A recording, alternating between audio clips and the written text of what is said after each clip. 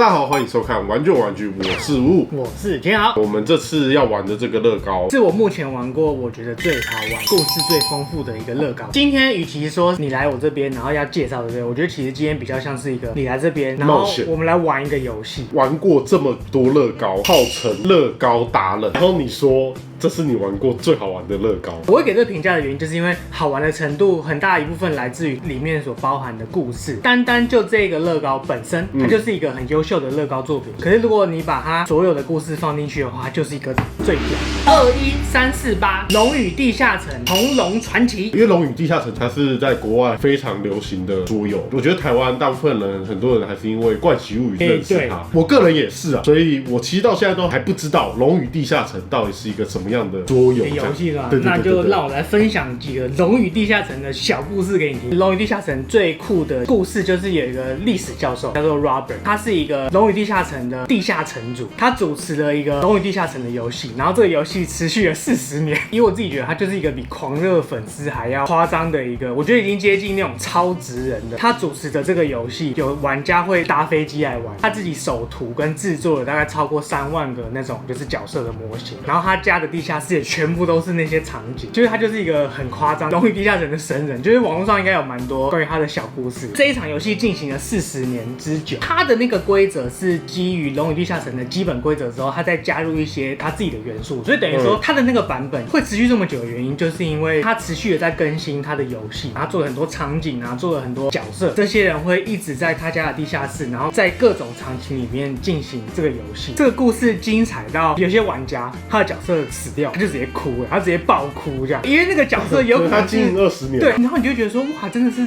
很难以想象，因为我觉得这是一个很极端的案例，因为通常我觉得玩10几20个小时一局就已经很久了，因为他是一个历史教授。假如说我们今天组队，然后我们到一个地方是什么雅典，然后他很会讲故事，对，然后他就会直接拿出一个跟雅典很像的场景，就觉得干超扯的，就是他可以创作一些神话故事，可是又跟现实做结合，所以有可能就是他的版本会这么迷人这样。他正面呢，就是这次这个龙与地下城场景组完之后，然后把红龙浸好放在上面的样子。它的零件呢有3745片，顶部呢就是有 Dungeons and Dragons 的 logo， 还有标明它是 ITS 系列的第56个作品，所以这是人家创的。对，这个龙与地下城的原案的设计玩家是一个荷兰的乐高迷 Lucas。那个时候是乐高跟龙与地下城在举办一个庆祝龙与地下城50周年的一个活动。你设计龙与地下城的任何的合组，如果是第1名的话，就有可能会变成官方的商品，算是一个特别活动。基本上这一次的这个场景就跟 Lucas 设计的差不多，所以我们在这边就可以看到50周年的 logo。这个官方的版本跟 Lucas 原设计差异最大的地方就是这个龙，因为原本 Lucas 设计的是绿色的龙，是想要致敬乐高乐园的那个龙，然后还有城堡系列乐高有出一个绿色的龙，可是这次官方龙的外形也跟原本设计也差最多，建筑的部分是根据原案去做一些修改而已。背面就是这一次场景的另外一个角度，这边就是拆解成5个部分解构的示意图，高度是48公分。那我们就把它打开来看一下说明书的部分。这次的说明书总共是有4本，就是第1本有嘛？这是什么？这是什么？这就是眼膜。然后这边就是50周年的这个 logo， 算是龙与地下城的历史的脉络。这个就是我们的原案设计师 Lucas， 他设计的这个龙是缠绕在这个塔上面。对。那乐高它还是要顾及玩家的那个可玩性。那旁边这个呢？这个人是台湾之光。这个的封面就是我们的这个电锯霸设计的，最后的成果呢是乐高那边也很满意，还有代理龙与地下城游戏的威士忌那边也都有一起参与。这个成品就是最后的最终成果。后面很多就是介绍龙与地下城，然后还有一些里面的魔物，这是 skeleton 就是骨头嘛，然后这个是凝胶怪，然后这个是移位兽，这个就是大家很熟悉的宝箱怪。在这50年间，其实有推出过很多个版本，这中间其实有几次是玩家会觉得这样太过分。最新的这个版本是大家觉得就是 OK 这样，就是修的不错。这4个角色就是你今天可以选择，这个是矮人牧师，他是地猪战士，他就是负责坦的角色。这个是兽人盗贼，这个就是精灵魔法师。说明书的部分差不多是这样，我们等一下就请千豪帮我们组装起来。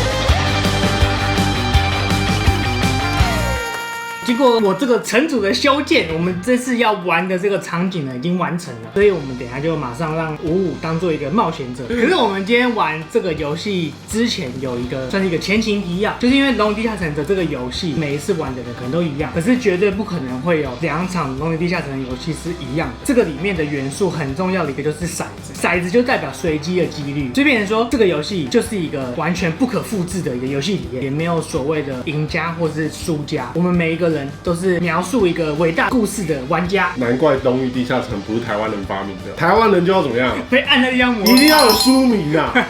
台湾人就最喜欢怎么样？竞争。这次呢，我们的55就是选择了地珠战士，他是一个武器大师，然后他的身上的盔甲呢也是都非常的精良。准备好的话，我们就要开始我们这次的游戏。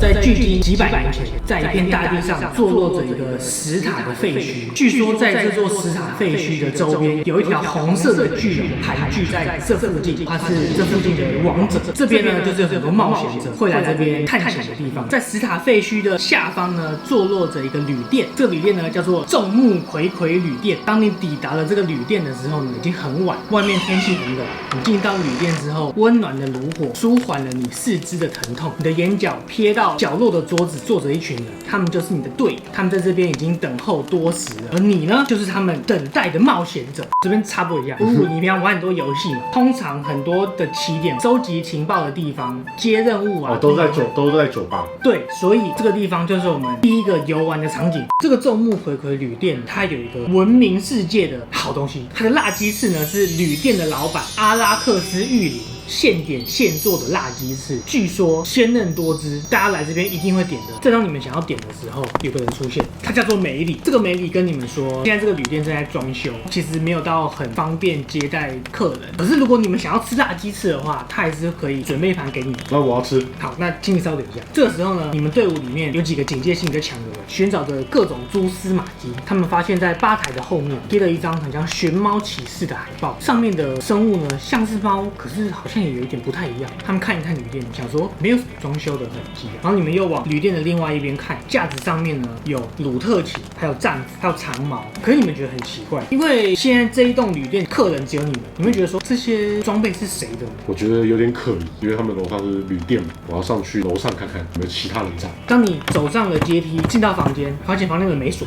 直接推门进去，空无一人。快速的扫视了一下房间的周围，你发现床头的对面有一张全家福的照片，他们是龙翼家族，就是阿拉克斯的家族。里面的2个人呢，就是阿拉克斯的父母。你想说都来了，那我就坐着休息一下，我们就直接这样一屁股坐在床上，就床直接打开，床其实是宝箱怪。Holy shit！ 宝箱怪变成了床，对你张开血盆大口之后，一旁那个宝箱也真的是一个宝箱怪，结果你就被宝箱怪夹击。不过因为你是一个很厉害的战士嘛，3两下你就把宝箱怪收拾了。当你收拾完这些宝箱怪，你觉得非常的不对劲。搞什么？这边怎么会有宝箱怪啊？下面有一堆武器，到底是发生什么事了？其实那些武器呢，就是以前来这边住的冒险者，他们没有像你那么强，他们宝箱怪吃掉。那些武器就是他们留下来的。Oh shit！ 这个是一间10人旅店。当你想要把这个消息告诉给你楼下的同伴的时候，你冲下去。我跟你们说，那个梅里有问题啊！冒险者都被楼上的宝箱怪吃掉了。这个时候，本来在吧台后面重新加热鸡翅的梅里，瞬间就不见了。当你上去探索的时候，你的队友就发现梅里在吧台重新加热鸡翅，他们觉得很奇怪，因为鸡翅应该照理来说是现点现做的。对，这个梅里显然不是个什么好东西，他不是这间酒吧老板。你们全部人夺门而出，四处的寻找梅里的踪影。不过你们做了白工，梅里到处都找不到梅里，他到底去哪了呢？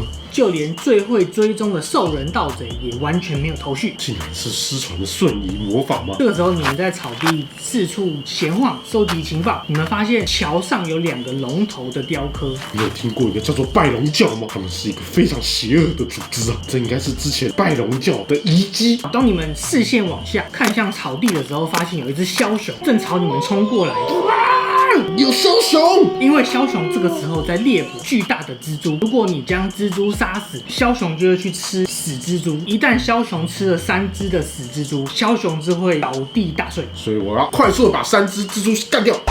这样的话，你们就可以趁枭雄在睡觉的时候，好好的搜寻一下周边。现在枭雄呢已经睡着，那我们就赶快看一下这个拜龙教的遗迹，可不可以看到阿拉克斯的踪影？观察力最敏锐的人发现草地有一处不寻常的地方，于是你直接将它连根拔起，里面有2枚金币，还有一把金钥匙。那我先把它收起来好了。拿到钥匙的你们决定在这边做地毯式的搜索，于是你们朝向高处走去。我们觉得我们应该要进去拜龙教的这个遗迹里面，好好再看一下。于是你们一行人来到了桥的下方，发现这边有很重的湿气。这边湿气怎么那么重？感觉会碰到什么菌类的怪兽。果不其然，2个驯人出现。不过驯人呢，除非是自我防卫，不然的话他不会主动的攻击冒险者。你们决定跟驯人进行友好交流。はじめまして、よろしくお願いします。值得一提的是，驯人并不说话，驯人是用飘在空气中的孢子跟周围的智能生物可以进行心电感应。我听到驯人的声音了。驯人说，由于他感受到你们的善意，他决定把这个桥下隐藏的宝物送给你，包含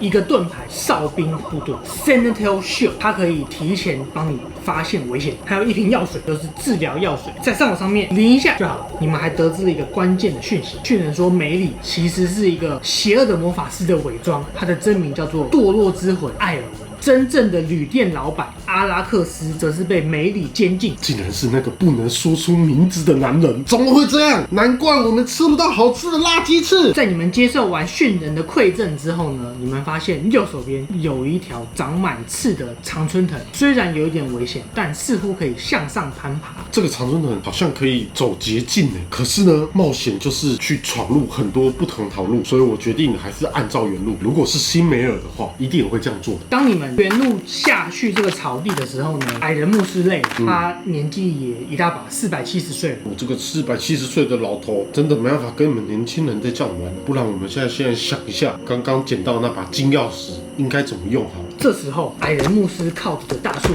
震动。你们是在讲金钥匙的事吗？我是觉醒之术，有什么问题都可以问我，因为我在这边已经很久。于是你们跟觉醒之术进行了长达20分钟以上的对话。觉醒之术感受到了你们的诚意，于是他缓缓的移动身躯，展现出一道隐藏在岩壁之中的门。于是你们用金钥匙打开了这里的门，映入眼帘的呢是地牢。这里除了有很重的潮湿味之外，还散落着很多宝物，还有一个头骨跟一个黄宝石，还有一个银色的平底煎锅漂浮在空中。这时队伍里面观察很敏锐的人发现，他们并不是飘在空中，而是他们在凝胶怪的身体里面。他们是被这个凝胶怪固定住了，所以看起来像浮在空中了。动手比动口快的你，把凝胶怪大卸8块。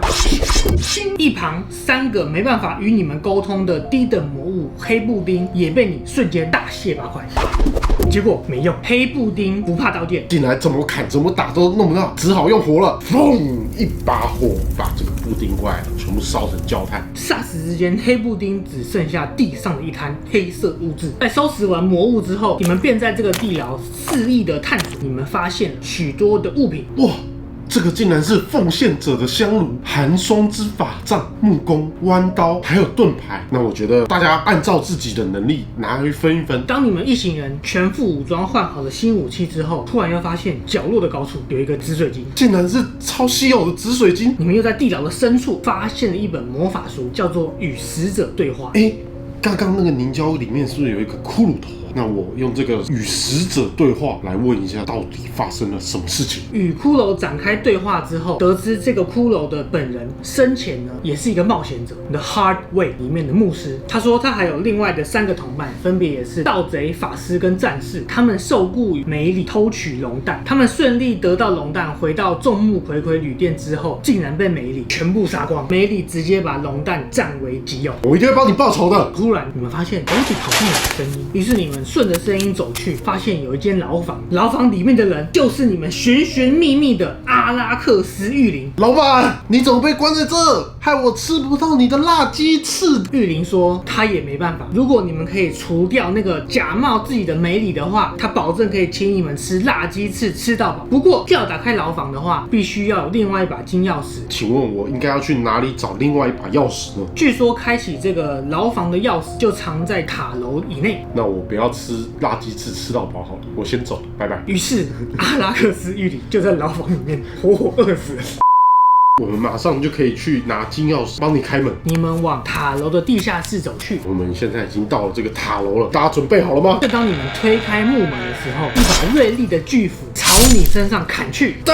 竟然有陷阱啊！不过还好我身上的盔甲保护了我。映入眼帘的是一只恐怖的眼魔。眼魔是一个法力极强的神，总算碰到一个比较好来试试身手的魔物了。来吧，眼魔！正当地珠战士往眼魔身上砍去之时，仿佛碰到了幻影，锐利的刀锋直接从眼魔的身上像是划破空气一般，没有砍中东西的手感。这时队伍中那个老头呢，因为470岁，作战经验呢非常的丰富。这时候他从盔甲拿出了刚刚的影射平底锅，直接把眼魔的魔法雷射反弹回去，瞬间眼魔消失不见，取而代之的呢是这个移位兽。这个移位兽呢，它是很擅长光学的折射，去隐藏自己的行踪。刚刚的眼魔呢，也是移位兽投射出来的幻影，竟然想要变成一个眼魔来让我跟你攻击啊！但是啊，你只是个移位兽。老子看都不看你一眼，叫其他人上吧。这时候，队伍中的其他人拉开弓箭，挥舞着法杖，准备对移位兽展开致命攻击的时候，忽然灵光一闪，旅店的吧台里面是不是有一张寻猫启事的海报？这个好像是旅店老板的宠物，我们是不是要对他温柔一点？队伍中的成员从口袋里面拿出了干粮，为了这个移位兽，让他待在角落。你先坐在旁边，我们等一下就把你爸爸救出来。正当你们戒心放松的时候，你们从角落的深处听到了咔啦咔啦的声音，3个拿着不同武器的骨头朝你们走过来。这3个骨头身上竟然有战士、盗贼还有法师的装备，难道这3个人是？没错，他们3个就是刚刚那位牧师生前的同伴 The Hard Way。 变成这样了还在战斗，玩弄死人实在是太可耻了。于心不忍的你们决定让他们解脱，用最强力的攻击送上他们最后一程。我们可到！当你们击败这3个骷髅战士之后，你们从他们的身上得到了武器，名为锋锐之剑的魔法长剑、猛毒匕首跟隐形戒指，还有一件魔法斗篷。战力再度升级之后的你们决定在地下室继续的探索。那边有一个好奇怪颜色的植物，那个植物后面竟然有一本魔法书啊！那是一个能量防护的强力卷轴。于是你们顺着阶梯往上，一路上还搜刮了提灯跟药水等等物品。难道这就是 BOSS 战前的准备吗？当你们沿着旋转楼梯缓缓上楼的时候，这里正是高塔的1楼，也就是刚刚阿拉克斯玉林说有可能藏有钥匙的地方。难道就是传说中的神殿吗？这座神殿的正中央呢，有一个仿佛手掌造型的祭坛，5只手指前面分别都是龙头的雕刻，中间奉祀的物品是一颗绿色龙之金球，里面蕴含了邪恶之龙的精华，可以从周边40英里内呼唤任何的巨龙。先不要碰那颗球，我觉得那颗球怪怪的。于是你们抛下了龙之金球，往另一个方向走去，发现地上闪闪发光的金钥匙。该不会就是另外一把金钥匙吧？赶快过去拿！你们队伍观察力敏锐的人又出声了。等一下，不要跑这么快！他看出了这个钥匙蕴藏着机关，必须要用隔空取物的魔法才可以拿取钥匙，而不触动地板陷落的机关。既然拿到钥匙，那就可以先放心。我觉得我们应该可以继续往上。正当你们沿着旋转的石阶往2楼走去的时候，忽然发现下方还藏有一个空间。你有没有发现这个石砖踩起来空空的？我们把它破坏掉。于是你们发现了一只巨大的狼蛛跟一瓶千里眼药水，后面竟然是千里眼药水。我要来看色色的东西。于是队伍当中的前卫55呢，喝下了整瓶千里眼药水，他的双眼仿佛飘到了几百公里外的河边。这个时候会有人在这边游泳吗？观察了30秒之后，他发现梅里怎么在这边？梅里，你也来偷看啊！我一定饶不了你啊！竟然做这种下流的事情！可恶的梅里，等我找到你之后，一定要你好看。于是，一行人来到了2楼，推开门，一座魔法师使用的工作坊，里面有非常多的魔法物品，蓝水晶、魔法卷轴，还有用人骨当做容器的蜡烛。这时候，你们队伍的法师看了看桌上的魔法卷轴，大喊一声：“太稀有了吧！竟然有这么稀有的魔法书！”这3个魔法的卷轴呢，分别是操弄使者、寒冰风暴、魅惑魔法。正当你们兴高采烈的搜刮这些魔法物品，角落忽然掀起了一阵旋风。梅里回来了。梅里说：“怎么又是你们？我已经在旅店赶走你们1次了，你们怎么还来这里捣乱我的清闲？你刚刚在河边偷看，我都不想讲你了。你怎么知道？拿命来！”正当前卫55挥舞着他的锋锐之剑砍向梅里之时，梅里又不见了。这时候你们队伍之中的盗贼说话，这绝对就是失传已久的瞬移魔法。你不是盗贼吗？怎么不是有魔法之类讲这句话？观察力敏锐的盗贼闻了闻四周的空气，他发现上面的空气似乎有点不对劲。你们也感受到了一股凶恶的视线，于是你们全部的人头都往上抬。梅里竟然在上面！梅里这个时候不再是梅里，他直接以他的真面目堕落之魂艾尔文面对你。听说看到他真面目的人都已经不在这个世界上。于是你们一行人决定跟梅里来一个世纪大战。当你们一行人冲上3楼的时候，发现到原来刚刚那股湿热的空气就是来自于这边点了非常多的蜡烛。这蜡烛可不是普通的蜡烛，它是用绿色的火焰点燃的蜡烛。你们看看艾尔文身后像是龙蛋的东西，这一颗龙蛋就是当初他委托艰难的旅途的冒险者偷来的龙蛋。不过因为龙蛋离开了他的妈妈，所以梅里呢在这边点燃了很多蜡烛。这些蜡烛是他用邪恶魔法点燃的，他可以随意的控制温度。他想要让这颗龙蛋呢尽早的孵化。那我们必须在龙蛋孵化之前把艾尔文打败。就在你们准备往艾尔文冲过去的时候，远方的天空传来一阵呼啸的巨吼。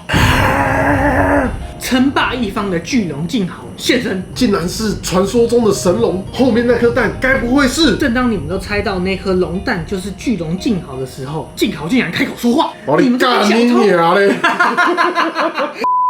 你们这些小偷，你们竟然敢偷我的龙蛋，我要你们拿命来！这时候呢，前卫55发现了一个突破这场战斗的契机，但不是我们偷到，是那个艾尔文哦，不关我们的事哦。2个敌人瞬间自相残杀，他直接让巨龙劲豪对上了堕落之魂艾尔文。其实故事基本上到这边就是已经结束了吗？对，就是结束了，因为它里面那个书里面就是说，你们可以想办法策动劲豪去攻击艾尔文。如果你们要硬干这个劲豪的话，你要照那个冒险书后面的那个数值。这就是这个东西有趣的地方。我们刚刚一路上遭遇的这些怪兽，他们其实本身都有他们自己所谓的能力值。OK， 那这些能力值的设定，其实是在《龙与地下城》的一本怪物手册里面。如果你们真的要很沉浸的去玩这个游戏，然后想要走跟这个冒险书完全不一样的路线的话，就可能要去买这本书。以上呢，就是这一次冒险书里面所提供的完整的故事线。那我们就先来介绍一下它的人偶跟它的魔物的部分。这边就是我们刚刚的冒险队伍：兽人盗贼、精灵法师、地猪战士、矮人牧师、阿拉克斯御灵。前面不是说绿龙吗？它应该就是他把绿龙的元素融合到人偶里面。然后在反派的部分呢，就是有3个冒险者的遗骨，大魔王的其中之一梅里，或是叫他堕落之魂艾尔文。叔叔妹，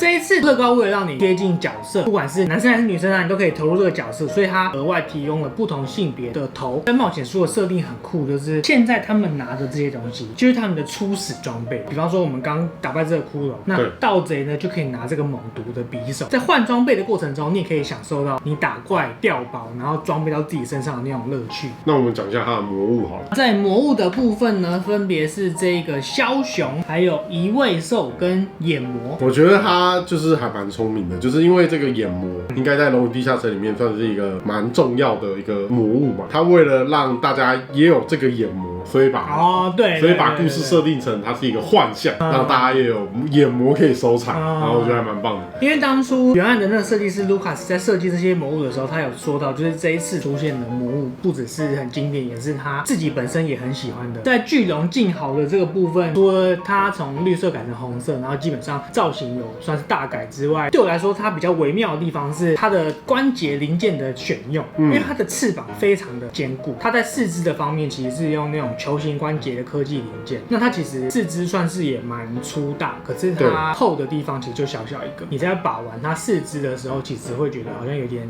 软。脖子跟这个身体的交界处其实是比较大颗的球形关节，可是脖子的部分就是它会没办法像这样子上抬，它会一定会往下垂，算是这一组的罩门。如果是以原案的那个设计的话，你可能也比较难去创造一个故事，说你一开始在这里冒险的时候都看不到巨龙，代入感没有那么强。对，我觉得整体来说真的是非常的有意思。它在尾巴的部分，它前端是只能够让你左右的摆动，后面才可以有一点往上啊或是什么。库玛也为了就是这一次的这个去收了一个在国外是买这一组会赠送的满额礼宝箱怪，这个真的很可爱，造型非常的完整。他们原意其实是他要让这个宝箱怪成为你收纳那个骰子的这个容器。我觉得它最好玩的点就是他把很多里面的一些元素用他刚那个冒险书的故事带出来说，说这个元素是怎么跟这些角色产生互动，因为这些东西都是它并没有在说明书里面讲到。其实这些东西恰恰就是会让这一个乐高变得这么好玩的一个很重要的元素。各个重要的元素拼起来之后，就形成了这一次算是庞大的故事。今天这样子进行的冒险，你觉得这一组乐高